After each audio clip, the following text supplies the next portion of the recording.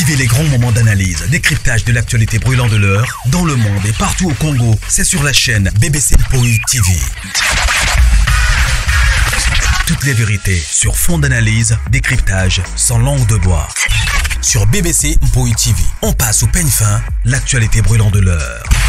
Nous sommes fiers d'être Congolais, nous sommes fiers d'être Africains. Construisons ensemble une bonne société pour nous et pour nos enfants. Tous à la fière, Yakozala Congolais. Tous à la fière, Yakozala Africain. Tous à la na Bomoko, Poto Tonga Mboka, Pona Biso, Nabana Nabiso. Voilà, salut, bonsoir, bonjour, bonjour. J'espère que non, vous allez bien, la grande famille, vous allez bien. Moi aussi, ça va par la grâce de Dieu. N'allons pas toujours que non, la grâce de notre Dieu nous suffit. Côté aimé, partager, pourquoi pas s'abonner. Et Zanga Wabino BBC pour TV, la grande famille. Bon dimanche, bonne fête de Pentecôte. Voilà. Merci na bande konyonso o balanda kabiso, merci na confiance, merci na ba message, merci na ba appel. Famille Libota, shalom, shalom, shalom. Le péchalov, je vous aime. Famille Libota na ozongi la bino, 9e épisode où il y a crime de la noblesse pardon, kake. Voilà. Bandeko titre bomoni photo ya miniature na biso bomoni, mes condoléances na famille à chroniqueuse, youtubeuse, influenceuse na kombo ya Rafine Tumba.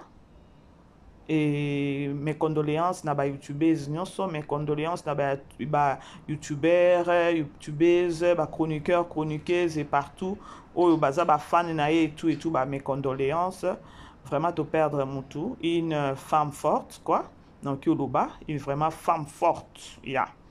Voilà, lorsque bomoni photo ya pasteur Denis Lessi to landana nou mwa muke to yoka maloba oyo comme ça nazo zongela bino so basiriki na wazana Paris ba olukaye ngana tikileka na maboka nkolo en tant qu'évêque papisa biso ka pouvoir moya ko modire mais ngako tuna modire te na lobika na tikila maposo na modire ya okufa mais ngana o modire te na tikika na maboka Jésus na ba ange Gabriel ba s'occuper naye mais botala ravi ofinga ikofi osali erreur oyepa nanga ofingi kofi mais ngana kofiti ngana onkra ambio na mafuta sika nazali phénomène spirituel ya mboko toute l'histoire na yo dans quelques temps tout le temps autant soko sengi pardon te olala na mabilo bando suba na bilamba pe okosila ti ba moni ndenge ozosila je m'occupe de toi, Dieu va s'occuper de toi. Pour ce nga na modiro tu vas mourir dans quelque temps na boy na ga modiro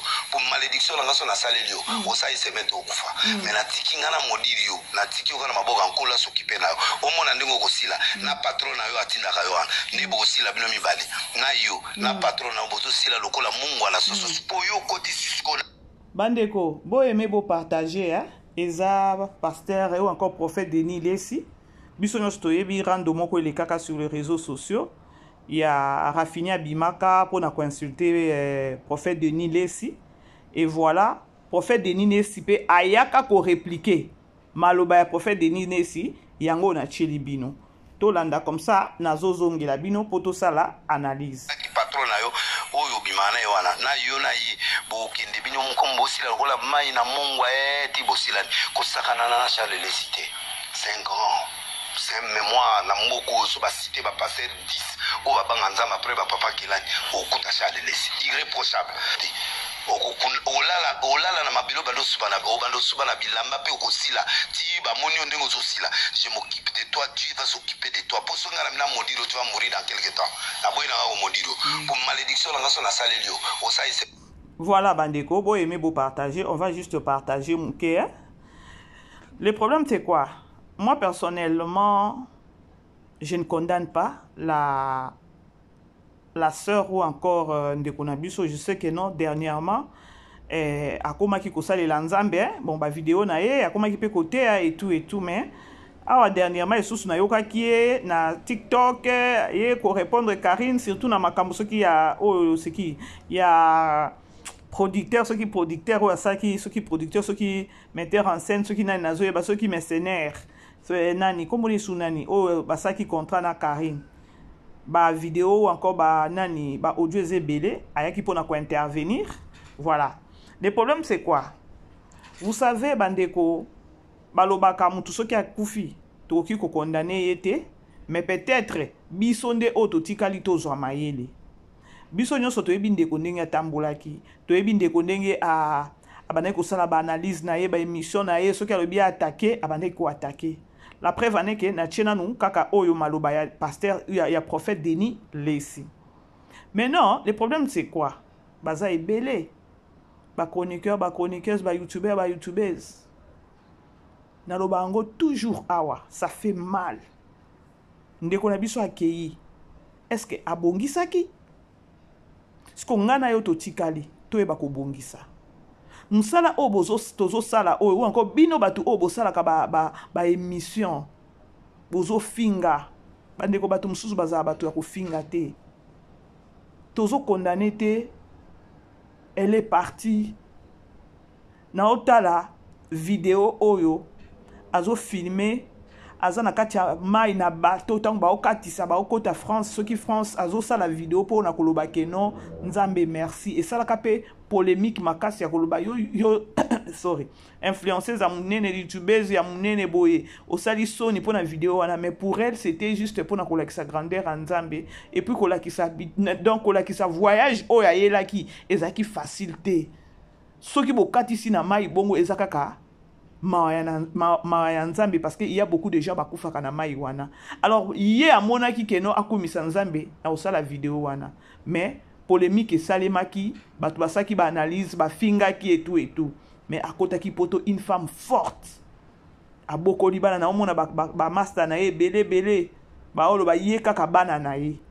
Effectivement katisaki na bana na ye kaka na maboko boye pa na vidéo to mona. À Kotaki France, nan ndenge kina ubwaka ne bangunda ne na Belgique et tout toyeko yoko zemi o aboti mwana et tout mobali abatu et mataki kitaki eza na problème te et c'est comme passer lokola kenon de kwa kei to condamner ndeko te mais ba défaut on de kwa zaki nango. Si toi tu te retrouves avec ces gens ya ba défaut wana essaye d'arranger batu combien ndenge zawana abeba na kina bango. Bon, quand ndenge to monaki keno, akomaki to monaki ngamo na monaki abandaki na côté ya.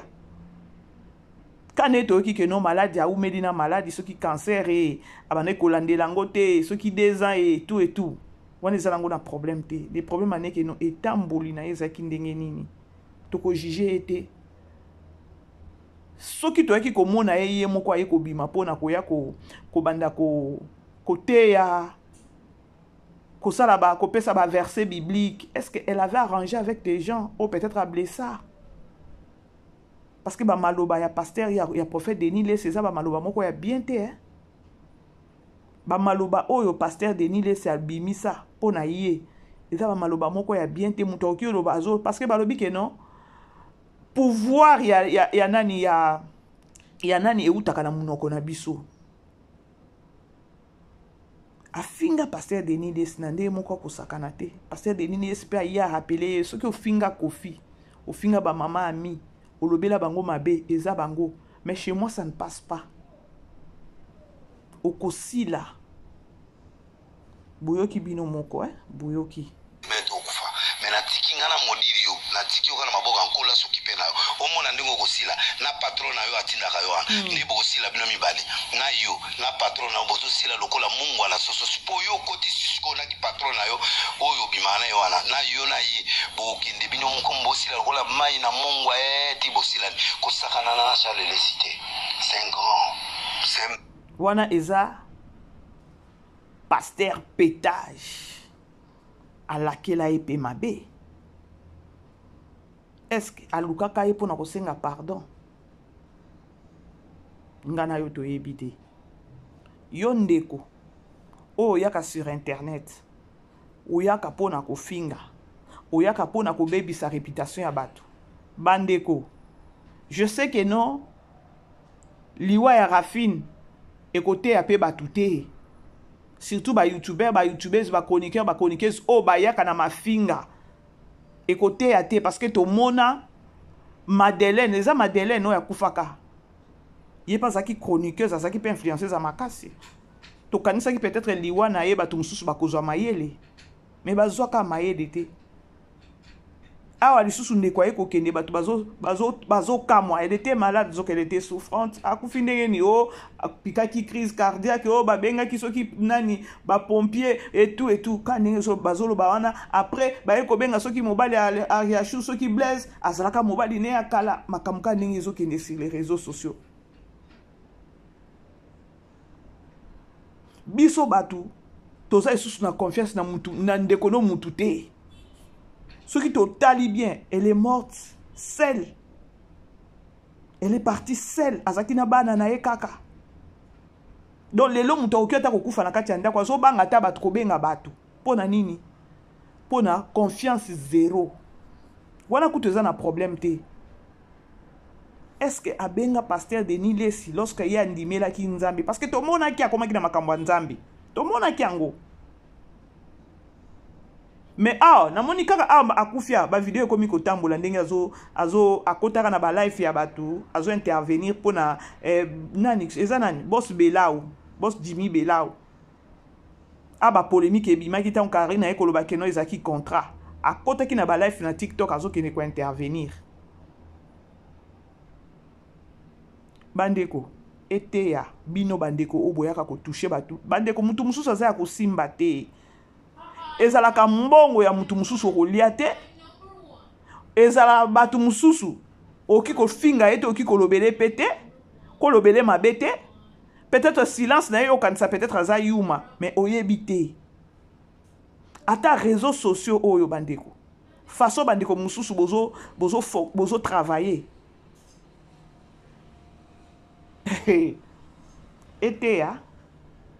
eteya kaka eteya eza liwa moko nakoki te nazali kutu na église en plein culte fond ezolela mama BBC nini nini fond tellement insisté na yambaka na nga fond te na église ezalaki mpe na vibraire ekomi aire amaboza nalobi te nga naza mutu na travaillaka sur les réseaux sociaux ta mosusu awa tika na yamba fond natala boye ba message ese koti Rafina tout akufi koto Congo coup d'état raté donc ozota koto pasteur Moïse Mbiye na concert na stade donc ozoyeba place ko bandela te ozoyeba place ko suka te mokili ya nzambe otoya donc na comprendre ki te nga lobi na tuni kutu na date lelo toza le 1er avril te ezala ta ke no eza le 1er avril journée ya obako sakabato eza le 1er avril ou bien les journée de nzambe na bomo po na koka ki te na bi Seigneur makambu nini oyo otala boye batini lo ba vidéo kongo kuna eza ya koinda na kini moyen te coup d'état raté koto zo ata na lobaki no simba fonte mais na yekota na bino pourquoi pas na partager na bato na oki ko condamner ndeko mwasi te moi je na oki ka pasi ya koloba bana batikali na nani une femme forte avandi a bokoli bana na ye moko donc femme forte ce qui te lobaka femme forte elle est parmi to ko compter to ko compter ye combien pe babima na ba Congo wana ba yé na ba poto batiki bana peut-être pas batata mwasi batiki bana pas petit frère batiki ba koti poto mais elle n'a pas voulu ça alors qu'il y a kokufa na bana na ye soki ezaki ke non na ba dingi wana ndenge ba bana ko katisa si s'agissait ko ya ke no dingi ndenge baluka kawana alinga baluka na bana na alinga kufa na bana na ye bandeko moni poto ezalola te toke na opeka na conseil poto ezalola te soki omibomaka ya koloba nga kaka poto na osenga yo ozana na zonga kaka mutu po poto ezalola te elle est partie pour elle peut-être azali na vision pour na bana na ye vie ya lobi ya bana na ye toyeba te siko na poto bino nde boza na poto bokoyeba ndenge bokoyebisa biso leta kozwa bana po mwana wana ya suka aza na tata na ye kaka na France wana no na Belgique wana no bana na mibale wana nde papa bango aza na Congo te mon Dieu mon roi Nzamba sunga. Maloba ya pasteur Denis Lesi, eza maloba moko eza makasi, eza trop fort. Maloba ya pasteur Denis Lesi. Maloba ya pasteur Denis Lesi eza bien te. Famille nanga nyonso basiriki na waza na Paris ba oluka ye. Ngana tikile kala maboka nkolo. En tant qu'évêque, bapesa biso ka pouvoir moya ko maudire. Mais nga kutu na maudire te. Na lobika na tikile na maposo na maudire ya okufa. Mais ngana o maudire te. Na dejo so maudire na maloba kaka no zoloba. Bandeko, boyebi ba pasteur o. Ah, bandeko, nzamba sunga biso. Pasteur aoki ozala boye azosambela yo atie yo loboko. Makambo azobimisa na munoko. Yango nga na ba analyse na nga na bandeko, la sincérité ezaka obimaka na munoko te. La sincérité c'est dans le cœur. Eza na pasteur moko boye to yamba ye azo prêcher. Alobi ennemi nango bien mutu asosalinga pe mabe. Ce qui a yé na sambela ye ou bien sala ki eloko moko ya bien te en église. Na osambele bien, munoko nazo loba boye mais na kati ya mutema naza ko maudire. Na kati ya mutema nazo maudire ye, mais loboko nanga déjà na osambele boye na oloba pe mais na kati ya mutema nazo sani nazo maudire. Yango mona reza ba pasteur nyonso tuté bandeko, il faut ba tchaka o maboko. Ya lobi bien, na o maudire ye te mais na kati ya mutema déjà so maudire mutu. Oso maudire mutu. Vraiment, otala ka vie. Parce que nzamba zaki ata mutu moko akotala ta bana wana. Bandeko, la mort existe. Ndo yo karabaloba keno l'impolitesse de la mort. Nzamba tala kata bana wana te. Keno barokoma ba orphelin. Nzambe pe ba kondana kayete. Peut-être on va tokoloba peut-être merci parce que asala ki ata pa ya liboso ya koloba keno bana bazana poto ba réalité peut-être ya poto l'été ko kyozo bana en charge bien que na Congo na biso. Toyebi peut-être le début ezala toujours difficile bana ba okokatene ba mesana na mama na bango na moni vidéo ya suka. Vidéo na ya suka o ya sala ki amini bana na McDo au Taliboye. Aza ya kukonda ye moko lobiki no na beli nazo bela naza kutu na naza nde na short po il fallait na bimisa bana nazo bela vraiment na beli mutu mususu so tinela nga vidéo photo wana zo ba keno bandeko botika ka ko soki mutu akufi botika ka ko kanisila mutu mabe. Bref, notre sœur elle est partie. Maloba ya pasteur Denis Lesi et la tinzoto to ndengeni to yebite. Parce que ceux qui bayebi si mutu keno oza na cancer. Ha, oza la agité pour Hollande là-bas. Hollande ceux qui ba kayu ango bazo ba kayu ango na sindepe nani o ba opéra kaye nani o Ariashu. Ariashu peut apesa ka biso témoignage ne ya ba kayu ceux qui na ba rein ceux qui na ba nani ba opéra kaye pe ka na Belgique angoti. Siko balobi ya tchaki ceux qui négligence. Eh. Ngai kofi osali erreur oye pananga ofingi kofi mais ngana kofi te ngana onkra ngambio na mafuta sika nazali phénomène spirituel ya mboko toute l'histoire na yo dans quelque temps tout le temps autant so sengi pardon te olala na mabilo bano subana obando subana oyoki soki osengi pardon te soki osengi pardon te toute l'histoire na yo dans quelque temps tout le temps autant so sengi pardon te olala na mabilo bando subana bilamba pe okosila ti ba moni ndenge ozosila je m'occupe de toi tu vas s'occuper de toi pour songa na modiro tu vas mourir dans quelque temps na boy na ko modiro pour malédiction na so na sali lio okosila ti ba moni ndenge ozosila je m'occupe de toi tu vas s'occuper boyoka dans quelque temps tout le temps autant so sengi pardon te olala na mabilo bando subana bilamba pe okosila ti ba moni ndenge ozosila je m'occupe de toi tu vas s'occuper de toi pour songa na modiro tu vas mourir dans quelque temps. Bandeko conseil youtubeuses ou encore youtubeuses nani chroniqueuse mama soko oyebi oza na bana mibale misato ntango ozosala basortie médiatique dis-toi oza na bana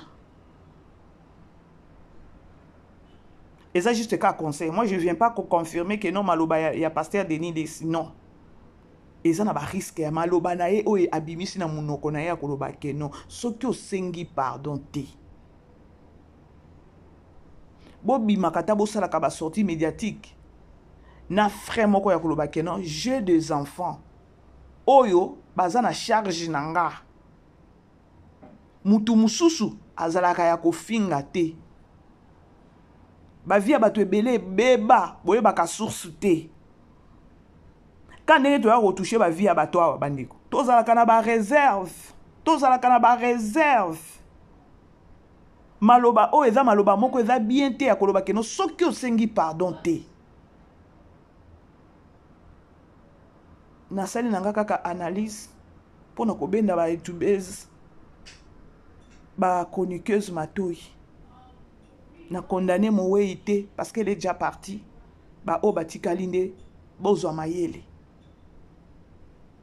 Oh, ya mi satu na hebiten. Oh, ya mi satu ça kokisi une année.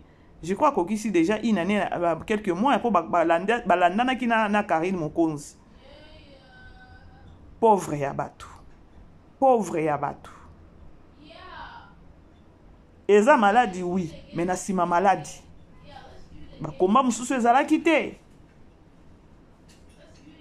Ba komba mususu ezalaki te baleki na biso bandeko na biso pe bikota kota na bisala sala.